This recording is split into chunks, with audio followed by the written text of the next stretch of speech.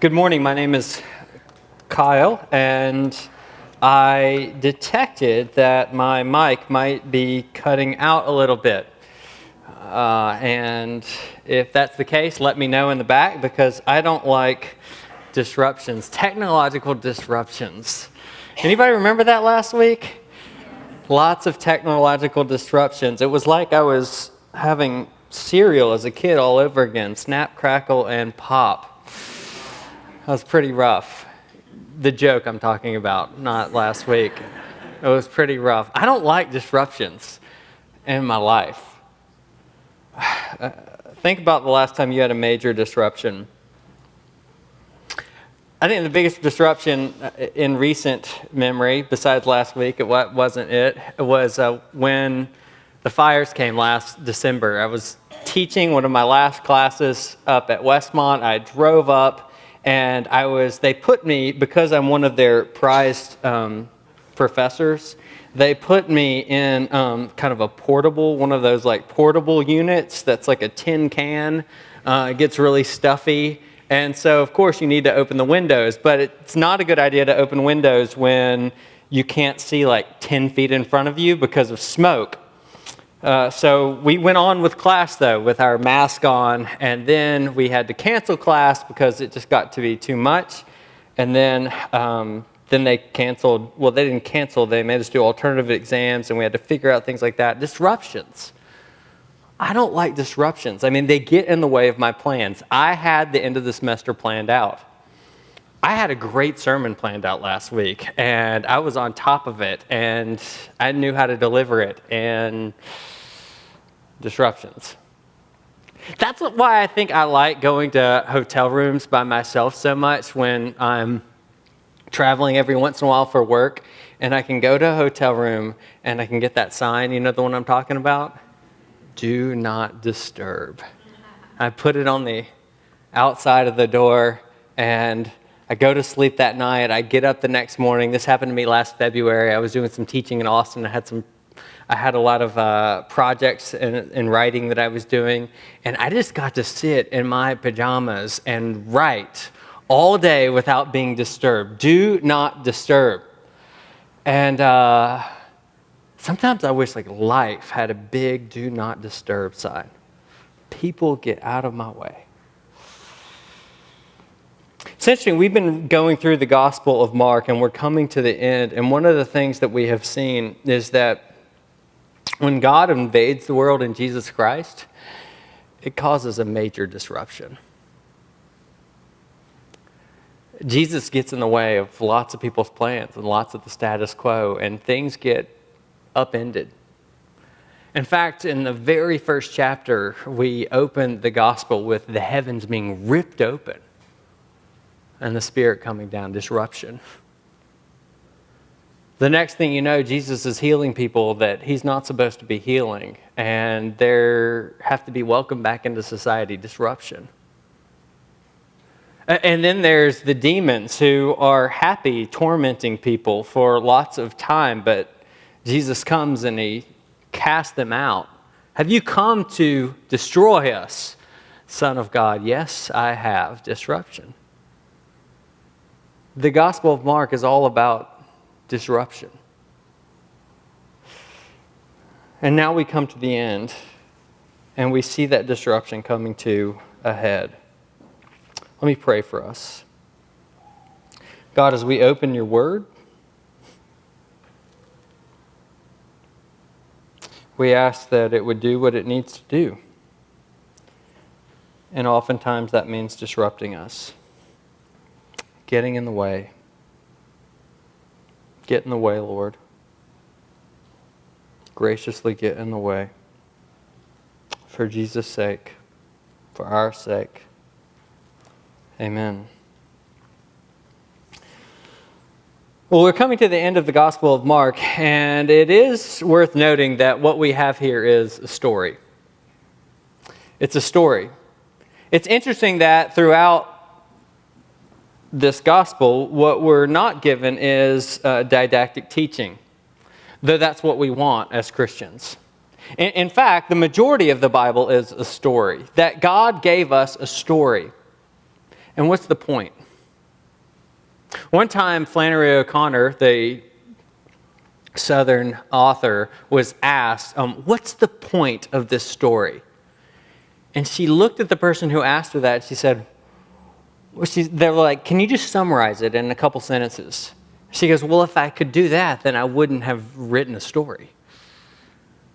But we all want to know the moral of the story. What's the point? And in fact, we read the gospel and we try to extract points. That's how we're taught to study it. But if that's what we were supposed to do, then why didn't God just give us the points? Why does he give us a story?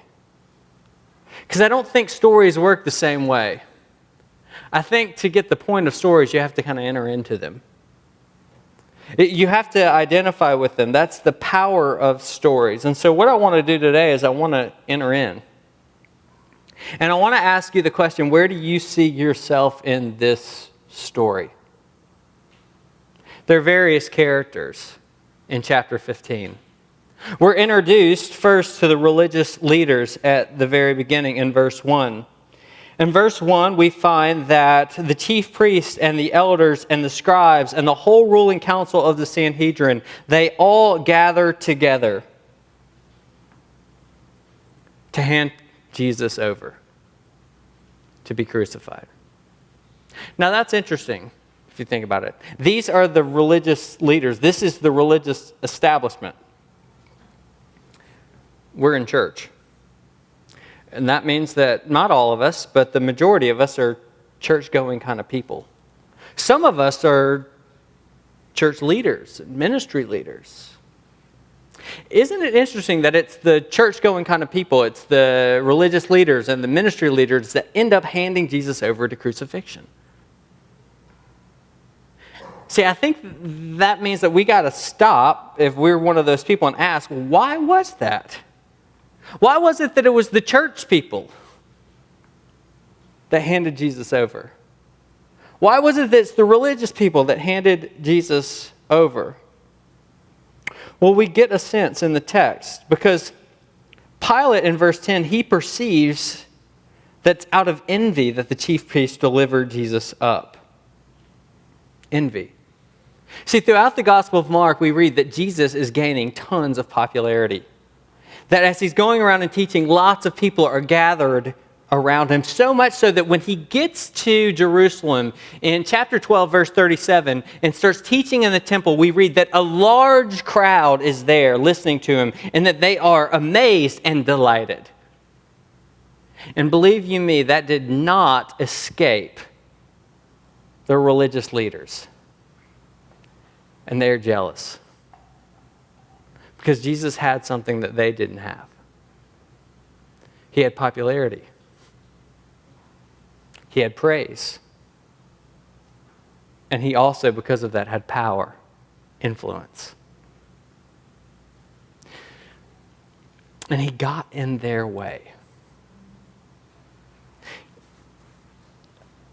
Have you ever had it happen where you had this great idea, this great plan, and it just didn't work out?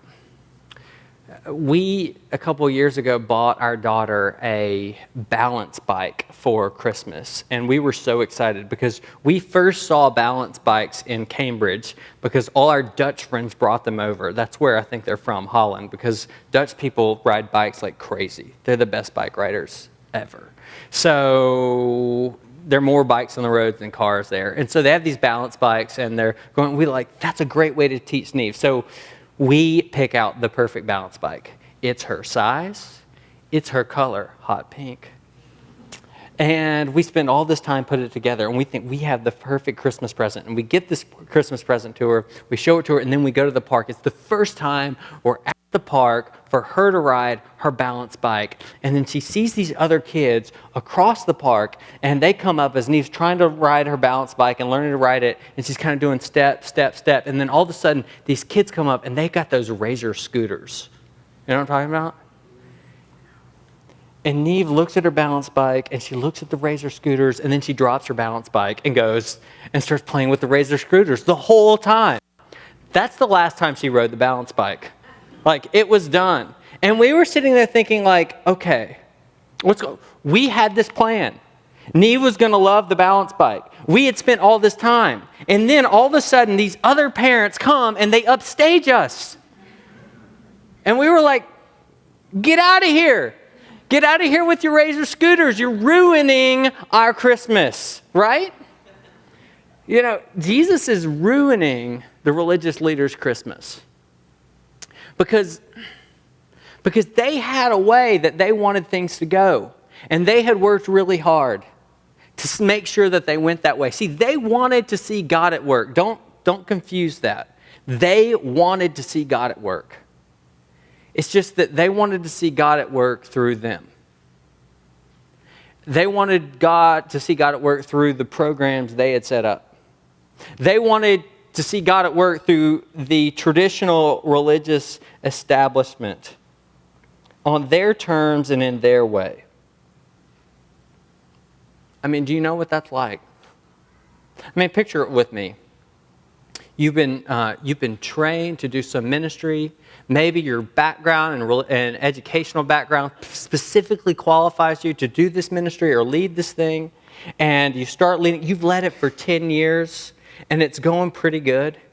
And then some like young upstart comes in. They don't have any education, any training, but all these people are like, they're amazing. Their teaching is amazing. Have you heard their teaching? Their leadership is amazing. You see, and they get popular, and then they get praise, and everybody's praising them. And then they start having influence because they're popular and they get praise. And you think, I wish they would go away. I mean, why is everybody following them and why not me? And that's not the way that God is supposed to work, and it's not supposed to happen that way. And there's a reason why we have this term for people who found things and have a hard time letting go. It's called founderitis. Have you heard this term? I mean, because it's our human propensity when we found things and do things that we want to see it work the way we want to see it work. But what happens when God starts working a different way? With someone else. In another way. I mean, I often have it the case, it was funny, one time someone came up to me and they were like, a guest preacher preached, and they said, I have never heard anything like that on that topic before. I have never, and I was like, I preached on that 2 weeks ago and said the same thing. And I'm like, well, they're not preaching again? Not really. But still, there is something about it that's like, wait, no, why, God, can't you work through me? In my way, in my program. But the religious leaders, they end up getting rid of Jesus and handing him over because he doesn't work in the ways that they want him to work and through the things that they're comfortable with. And so they end up choosing the comfort of their religion and what they know and what they expect over Jesus' new disruptive work. Can you relate? See, where do you see yourself in this story? Do you identify with the religious leaders? I know I do. I know I do. And there are so many popular books by popular teachers that come out, and I'm like, why are they so popular? Like, I could do that. I know that. But why does it matter? See, what am I jealous of? What am I worried about? I think that I'm missing out. And I am missing out. I'm missing out on what Jesus is doing when I fail to receive his work in different ways, in ways that I don't expect. What about you? Oh, maybe you relate, maybe you can identify with the religious leaders. What about Pilate? Pilate was appointed to be the governor of Roman Judea in 26 AD. And it was actually a pretty cush job. See, because for the majority of the year, Pilate got to hang out in one of Herod's empty palaces on the Mediterranean coast. So he was just there sipping on lemonade, long walks on the beach, enjoying toga parties. That's what Pilate's doing. Except for one time a year or so, maybe two, when there would be these festivals in Jerusalem, and the Judeans, they would get maybe really a little too excited, maybe a little too nationalistic. So he would have to go to make sure that they didn't get any crazy ideas. But Pilate, see, he, like a lot of people in Santa Barbara, he did not let work take over or prioritize play, right? See, before Tim Ferriss and the 4-hour work week, there was Pilate. And he knew, even in Judea, even when he was visiting there, he knew how to get his work done early in the morning so he could hit the baths later that day. That's why in verse 1 we see that it's as soon as it was morning that the chief priests come and deliver Jesus over, because they knew that the Roman officials in that day got their work done early in the morning so that they could go and have leisure in the afternoon. So Pilate, he's there, ready to get his work done in the morning so he can hit the baths that afternoon, except one thing stands in his way. One little nuisance. This peasant from Galilee. Pilate says to him, "You are the king of the Jews." Verse 2. Now I realize in your English translations it's stated as a question. Are you the king of the Jews? And I don't have any doubt that that's what the intent was, but it's important that we see Pilate's tactics. It's actually a statement, and there's a reason for that. You see, Pilate, verse 14, he suspects that Jesus is innocent. And so he knows that the fastest way to get on with his day is to get Jesus to deny the charge so that he can dismiss the case and move on. And so if he states it boldly, bluntly, "You are the king of the Jews," he knows that Jesus will have to say, "No, I'm not." But Jesus won't comply. Verse 2, Jesus just says, "You said it." The sense in the Greek is, those are your words. Pilate's like, "What do I do with this?" "You said it." And so he gets frustrated. Have you no answer to make? Verse 4. See how many charges they bring against you? He's like, "Just deny the charges, Jesus, so I can get on with my day." But Jesus won't defend himself. Have you ever had one of those days where you had these great plans? I mean, you were going to go out of town, maybe to Disneyland. Maybe you're going to take the kids to Disneyland. Maybe you had a concert you were going to go see in LA. Maybe you were going to go up to Cambria and enjoy the coast. And you just had to do this one little errand. You had this turn signal on your car and it wasn't working, and so you were just going to run by the shop real fast, replace the turn signal, one little errand, and you'd be on your way. And then that one little errand turns into a project, because it's not the turn signal, it's the whole electrical system. And the project turns into a headache. And you're no longer going to Disneyland, and you're no longer going to Cambria. You're sitting in a garage working on your car. That's Pilate's day. That's Pilate's day. You see, Jesus is there before him, and he is just in the way. He is the original inconvenient truth. The inconvenient truth that we want to be so convenient. I mean, we want Jesus to be convenient, don't we? But if there's one thing that you can know about Jesus, he is not convenient.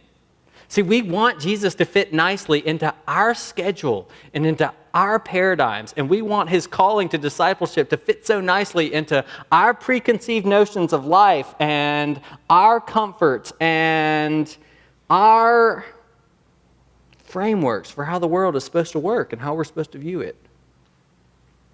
And yet he never does.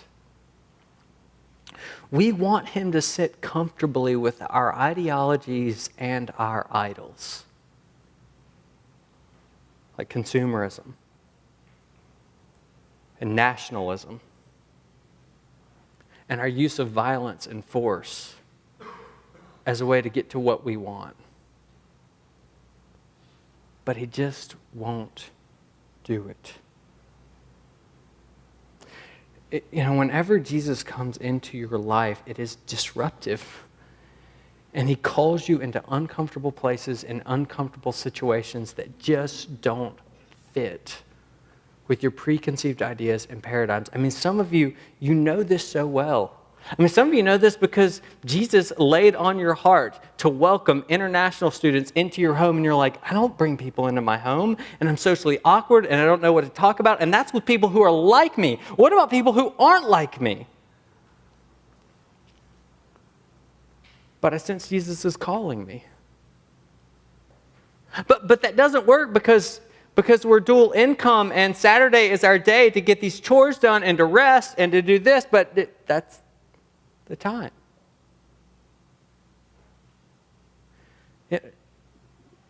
Sometimes Jesus calls us to conversations with people. They're really challenging and really difficult. He calls us to be involved in other people's lives that are messy. It's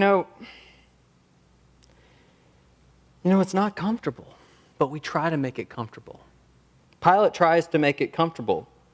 In verse 6, we read about his custom to release a prisoner. You see, he would release a prisoner once a year at this time because that was a small price to pay to release a little pressure valve on the Judeans to make sure that they didn't rise up in revolt.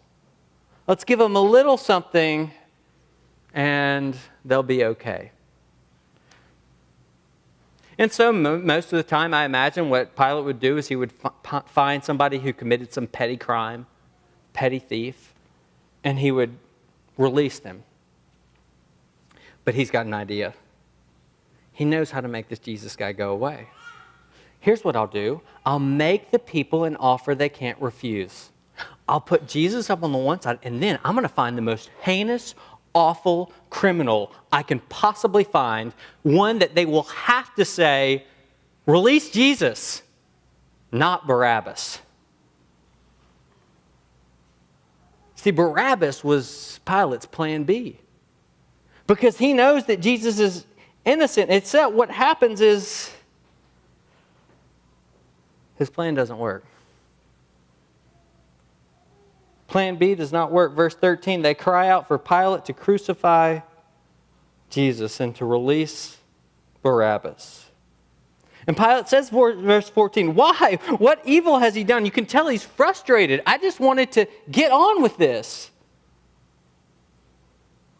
See, Pilate knows that Jesus is innocent, and yet at the end of the passage, verse 15, he still hands Jesus over to crucifixion. Why? We don't have to wonder. The text tells us to satisfy the crowds. We call it people-pleasing, but it's a bit of a misnomer, isn't it? Because people-pleasers aren't really after pleasing others. Deep down, what people-pleasers want is they are after pleasing themselves. And they're pleasing others in order to gain some sort of affirmation or accolade or to move up in the world. But they don't people please because they really are invested in and caring about others. And sometimes there are people pleasers who people please because if you don't please people, life just gets a whole lot harder, you know? Pilate's a people pleaser. He's trying to satisfy the crowds. And I don't think he really wants their affirmation. I don't think Pilate cares about that. And I don't think he really wants their accolades. I don't think he really cares about that either. I think we get a sense and a picture of why he's pleasing the people. Because if he doesn't, his life is going to get a whole lot harder and a whole lot messier. And they might revolt. And if they revolt, then what's Rome going to think? And what's Tiberius Caesar going to think, who appointed him this job? You see, he lets Jesus go, and it might be his life, his head that's on the chopping block. Can you relate to Pilate? You know, anybody who has been in leadership in any organization knows the challenge of having to make decisions that people just aren't going to like. Hard decisions. And you struggle over these things because you know it's the right thing to do, but you know it's not going to be liked. And especially this occurs in the church. Especially in the church. Larry Osborne is a pastor in North San Diego County, and he wrote this book called Sticky Teams. In the middle of it, he talked about this experience of basically coming to these difficult decisions. And he says, here's what happened. Whenever we dealt with a controversial issue, his board, we spent a great deal of time discussing an apparently large and influential group of people known as they. No one seemed to know who they were, and those who did know didn't seem too keen to identify them. But boy, did they have clout. It seemed to me that they were the largest power block in the church. As a result, before making decisions, we spent hours worrying about how they might respond. And afterwards, we second-guessed ourselves. Whenever someone reported, I've been talking to some people about this, and they have some real concerns. To make matters worse, I could never find out who they were, or how many of them there were. For a people, he says, who had such power, they sure did enjoy their anonymity. The theism is so difficult in making decisions as a church. I mean, we've been through this. But the reality is what it ends up being, what Larry Osborne is talking about, is he's talking about the temptation to satisfy the crowd. To satisfy the crowd over doing what's right. And what you know what's right. Now, of course, you should know where your people are, and you should shepherd them through any change, and you should know the objections that they're going to have, but that shouldn't dictate how you make decisions. But, who wants to be not liked? Who wants to have people hate you? Can you relate to Pilate? Who doesn't want to upset the status quo, who doesn't want life to get too uncomfortable. Listen, Jesus brings you comfort, but he does not bring you a comfortable life. Following Jesus oftentimes makes life more uncomfortable, more challenging, more difficult. And oftentimes we want to people please to keep the status quo and to make things comfortable. But the problem is that when we do that, we actually can't love.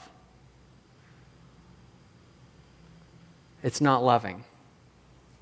You know, I relate to Pilate. My first years of ministry here, I stayed up so many nights chewing my fingernails. And it wasn't out of love for you. It was out of love for me, because I was worried about what you thought about me. I was worried about the way your faces looked when I preached to you. I was worried about the decisions that I would make and how it would upset and ruffle feathers, even if I knew that they were right, or the decisions mainly that the session was making. And here's what I learned. I learned that actually the only way that I could love is when I stopped caring about whether or not I would get fired. And to the degree that I'm not worried about getting fired, I'm a much better pastor and I love you much better. Now, do I always successfully do that? No. But sometimes I do, and I'm growing in it. But I don't think it's just me, right? We all have relationships where we're worried about doing the right thing because we're worried that we're going to get fired. We're going to get fired as the friend. We're going to get fired as the child. We're going to get fired as the spouse or the boyfriend or the girlfriend. We're going to get fired as the employee. We're going to get fired from the group. We're going to be rejected.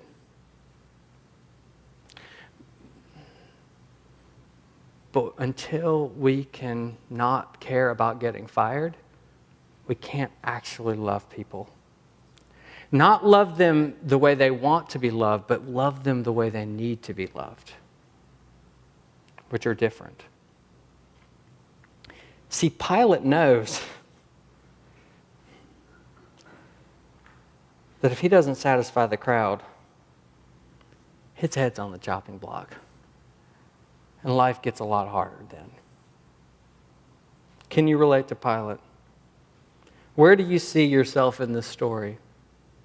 The religious leaders, Pilate? What about Barabbas? Barabbas, some would call him a freedom fighter. Others would call him a terrorist. One thing is really clear. Barabbas is very, very, very concerned for nationalism. He believes in his cause, and he wants the Jews to have freedom. He wants to throw off the shackles of the oppressive Roman tyranny. And verse 7, we find out that he is willing to take up arms to do so. You see, Barabbas understands that this is a dog-eat-dog world. And in a dog-eat-dog world, might makes right. Well, if it doesn't make right, it at least vindicates what is right. And so what Barabbas believes is if you're going to make the world a better place, you have to do it through force. In other words, Barabbas believes that the kingdom of God comes through force. And I think a lot of people do today. Friedrich Nietzsche has influenced a lot of people's understanding of power, and Nietzsche talks about how basically he believed that everyone is struggling to dominate everyone else. But when they realize that they can't, they form alliances with people that are sufficiently close to them so that those alliances can then go take control and take more power and take more space. And a lot of people have said, a lot of sociologists have noticed that actually our political discourse today, it's basically Nietzschean and Nietzsche's understanding of power. Let's make alliances, get our people in. It's not really about convictions and ideas. That's why you see people who are lining up with people who would never have their share of their convictions and ideas. But let's do this in order to erect the right laws to take over, to suppress others. And Christian sociologist James Davison Hunter, in his book To Change the World, and public intellectual and Christian Andy Crouch have both noticed how Christians actually fall into this type of thinking. They say that in an effort to resist the corruption of the world around them, that Christians often make allegiances to get into power so that they can be in control. Hunter says, quote, many Christians unwittingly embrace some of the most corrosive aspects of the cultural disintegration that they decry. By nurturing its resentments, sustaining them through a discourse of negation towards outsiders, and in cases pursuing their will to power, they become functional Nietzscheans, participating in the very cultural breakdown they so ardently strive to resist. And I think each new election cycle bears out the accuracy of his indictment. That many Christians believe that the best or only way to change the world for the better is to defeat their political opponents by electing the right people and gaining the power necessary to implement the changes they desire. That Most Christians, Hunter says, cannot imagine power in any other way than towards what finally leads to political domination. Now, why do I go through this? Because I think that's exactly where Barabbas is at. The only difference, see, Barabbas and Christians today believe that you have to take the kingdom rather than receive the kingdom. Think that the kingdom comes through force and domination.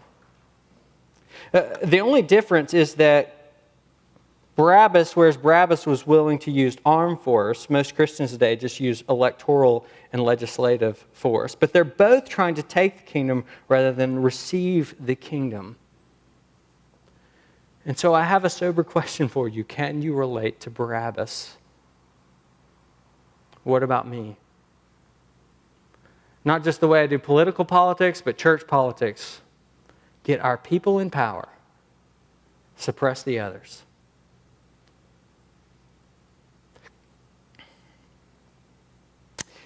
Well, I wonder if you can relate to Barabbas at least in this. His name. Barabbas. Bar means son of. Abba means father. Barabbas is the son of a father. Are you the son of a father? Are you the child of a father? Some people think his first name, there's some historical evidence that suggests that his first name was named Jesus. Jesus Barabbas, maybe so. Jesus was a very popular name at that time. But here we have a man who's the son of a father who is an insurrectionist trying to overthrow the king and the kingdom, and who's willing to, if necessary, murder, and he did, and take up arms in order to take the kingdom. Does that story sound familiar? You know who's called the son of the father? Adam. Son of Adam, son of God, Luke's genealogy. Adam was the son of the Father God, who rather than receiving the kingdom, took the kingdom. Who rather than receiving the fruit and the knowledge of good and evil, took the fruit. And he committed insurrection against the great king. He said, "No, God, I'm not going to listen to you or follow you." And not only did he say, "No, God, I'm not going to listen to you or follow you," he said, "And if I need to, I will kill God." And the sons of Adam did 2,000 years ago in Jerusalem on a hill which the Jews call Golgotha and the Romans call Calvary.